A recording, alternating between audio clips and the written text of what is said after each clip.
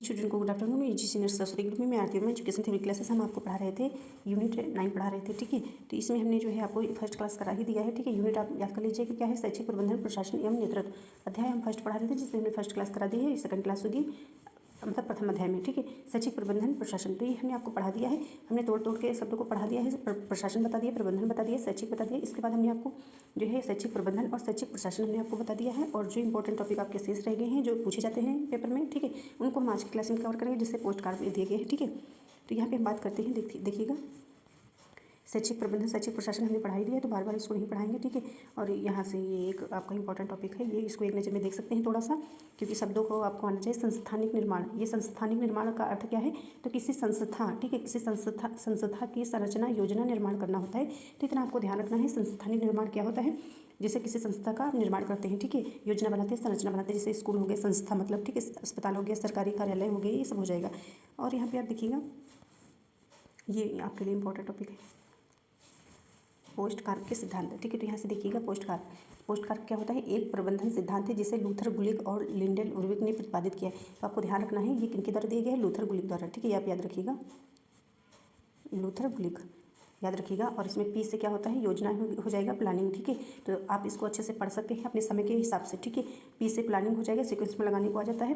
P O से organisation, संगठन हो जाएगा। एस से जो है स्टाफिंग हो जाएगा, कर्मचारियों की भर्ती कह सकते हो, भर्ती करना, ठीक है। और एस से जो है स्टाफिंग हो गया। डी से क्या हो जाएगा, डायरेक्टिंग, ठीक है, निर्देश देना, ठीक है। और फिर सी ओ एक में ही लिखा जाता है, ठीक है, यहाँ पे CO ये एक में ही पढ़ा जाता है, ठीक है। तो इसको पढ़ लीजिएगा, समझने हो जाएगा। इसके बाद जो है आर देख सकते हैं, तो रिपोर्टिंग, ठीक है। फिर आपका बी आता है बजटिंग, ठीक है। तो ये आपको याद रखना है, इतना सिर्फ और सिर्फ इतने पॉइंट्स याद रखना है कि ये जो है किसने दिया है, तो आपको ध्यान रखना है, लूथर गुलिक द्वारा दिए गए हैं, ठीक है। और ये जो है इनका फुल फॉर्म याद रखना है, ठीक है।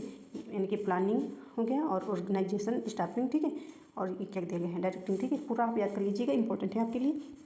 इसके बाद आप देख सकते हैं PERT, जिसे PERT बोलते हैं, ठीक है, PERT, इसका फुल फॉर्म याद कर लीजिएगा आप सभी स्टूडेंट, इंग्लिश में और हिंदी में, ठीक है। तो यहाँ से P का मतलब क्या हो जाएगा, प्रोग्राम हो जाएगा। E का मतलब क्या हो जाएगा, इवैल्यूएशन हो जाएगा, एंड रिव्यू टेक्निक, ठीक है। तो ये आप याद कर लीजिएगा। तो हिंदी में देख सकते हैं लिखा भी हुआ है, ठीक है, programme, evaluation and review technique. तो इतना आप सभी स्टूडेंट याद कर लीजिएगा, ठीक है, जो आपके लिए इंपॉर्टेंट है समय के हिसाब से, ठीक है। आपके पास इतना अधिक समय नहीं बचा हुआ है कि आप जो है नया पढ़ें, ठीक है। आप इतना ही नया पढ़ सकते हैं जो इंपॉर्टेंट है आपके लिए, जो पेपर में पूछा जाता है।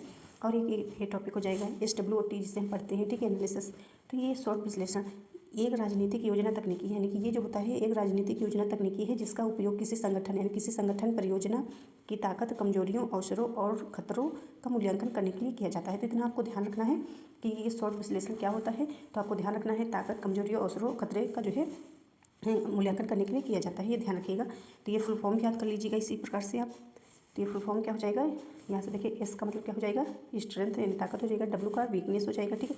O क्या हो जाएगा, अपॉर्चुनिटी, अवसर हो जाएगा। और थ्रेट्स मतलब जो है खतरे हो जाएंगे, ठीक है। तो ये आपके लिए मोस्ट इंपॉर्टेंट है, इसलिए हम आपको पढ़ा रहे हैं, तो आपको ध्यान देना है, जैसे कि हमने यहाँ बता दिया है। तो ये जो पोस्ट कार्ड में लूथर गुलिक द्वारा दिए गए हैं, इसका फुल फॉर्म याद करिएगा, PERT का फुल फॉर्म याद करिएगा, ठीक है। तो इसमें हमने आपको ये नहीं बताया, पर ये जो है परियोजना प्रबंधन तकनीकी है, ठीक है, ये ध्यान रखिएगा। फिर इसके बाद आपको क्या देखना है, ये हमने बता दिया आपको शॉर्ट। और फिर यहाँ पे एक थोड़ा सा और है, इसको डिटेल में देख सकते हैं। तो ये शॉर्ट विश्लेषण के प्रकार देख सकते हैं, ठीक है। जैसे कि शॉर्ट या विश्लेषण एक तकनीकी है जिसका उपयोग किसी भी व्यवसाय, परियोजना, व्यक्ति के को उसकी ताकत, कमजोरियों, अवसरों और खतरों का मूल्यांकन करने के लिए किया जाता है, जो कि हमने आपको बता दिया। तो इसके प्रकार देख सकते हैं, आंतरिक विश्लेषण है, बाहरी विश्लेषण है। तो आंतरिक विश्लेषण यह ताकत और कमजोरियों का मूल्यांकन करता है। तो आंतरिक विश्लेषण आप समझ गए, ठीक है, ताकत, कमजोरियों का विश्लेषण करता है। यह संगठन के भीतर के कारकों का विश्लेषण करता है, जिससे संसाधन, कौशल हो गए। बाहरी क्या होता है, यह अवसरों और खतरों का मूल्यांकन करता है। तो आपको ध्यान रखना है, जैसे कि आप जानते हैं कि, ठीक है, तो ये दो शब्द जो हो गए, ठीक है। तो ये आप क्या इनको बोलेंगे कि जो है ताकत, ठीक है, ताकत और जो है कमजोरियों का मूल्यांकन करते हैं आंतरिक के अंतर्गत, ठीक है। बाकी जो आपके दिए गए हैं OT, ठीक है, तो ये क्या हो जाएंगे, अवसरों और खतरों, यानी अपॉर्चुनिटी मतलब अवसर, और T से थ्रेट, खतरा, ठीक है। तो ये जो है बाह्य विश्लेषण हो जाएगा, अवसरों, खतरों का मूल्यांकन करते हैं। यह संगठन के बाहर के कारकों का विश्लेषण करते हैं, जैसे बाजार, रुझान, प्रतिस्पर्धा या आर्थिक कारण, ठीक है। तो इस प्रकार से आपको याद करना है, जैसे कि हमने आपको बता दिया। तो आपको क्या ध्यान रखना है, फुल फॉर्म याद करना है, प्रकार है आप देख लीजिएगा, ठीक है, आंतरिक विश्लेषण, बाहरी विश्लेषण, ठीक है। फिर इसके बाद देख रहे हैं चरण एक नजर में देख सकते हैं, लक्ष्य निर्धारित करें, ठीक है, ताकत की पहचान करें, कमजोरियों की। तो इसमें भी आपको ध्यान रखना है, ठीक है, ये सारे पॉइंट्स, अवसर की पहचान करें, खतरों की पहचान करें। तो कुछ पॉइंट्स वही आपके दिए गए हैं 4, ठीक दिख सकते हैं आप।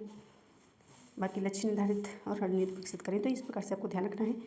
और ये जो है आपको दिया गया है उदाहरण के तौर पे, तो उदाहरण भी आप देख लीजिएगा आप सभी स्टूडेंट। और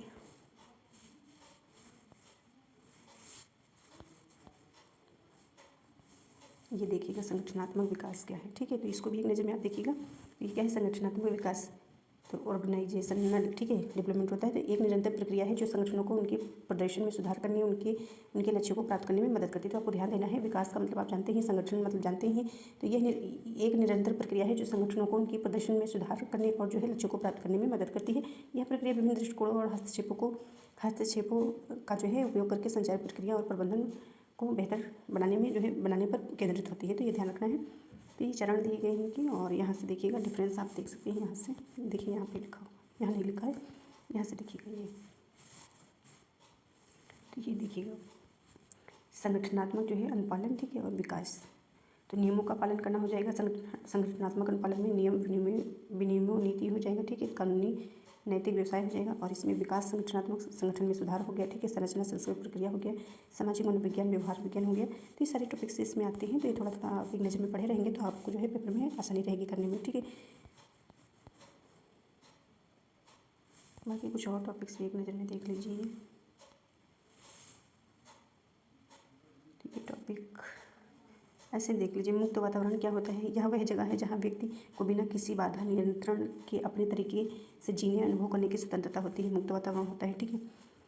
विभिन्न प्रकार के प्रवेश, यहाँ से देखिए पहले, मुक्त स्वायत्त नियंत्रण परिचित और जो है पितृत्व वातावरण, विभिन्न प्रकार के प्रवेश होते हैं जो किसी व्यक्ति के जीवन को प्रभावित कर सकते हैं। फिर स्वायत्त वातावरण क्या होता है। यह वह जगह है जहाँ व्यक्ति अपनी पसंद के अनुसार निर्णय लेने और जिम्मेदारियों को पूरा करने की स्वतंत्रता होती है। नियंत्रित वातावरण होता है, तो ये जैसे कि ये पढ़ा दिया उसी प्रकार से ये है। परिचित वातावरण, यह वह जगह है जहाँ व्यक्ति पहले से ही अच्छी तरह से परिचित होता है, वह सुरक्षित और यह सहज महसूस करता है। पितृत्व वातावरण, यह है वह जगह जहाँ व्यक्ति को माता पिता या विवाह को देखभाल, समर्थन, मार्गदर्शन प्रदान करता है। ये इंपॉर्टेंट टॉपिक हो गया आपके, और आप जो है अपना पढ़ाई करिएगा अच्छे से। PYQ प्रैक्टिस आप सभी स्टूडेंट करते रहें, ठीक है। PYQ मोस्ट इंपॉर्टेंट है, मैं नहीं करा पाई हूँ, आप सभी स्टूडेंट के लिए कोशिश करेंगे कि कुछ PYQ करा दूँ, ठीक है। मतलब 100 PYQ करवा दें, यानी 100, ठीक है। और बाकी आप सभी पढ़ाई पूरा रिवीजन करते रहें, अच्छे से पढ़ाई करें। Thank you.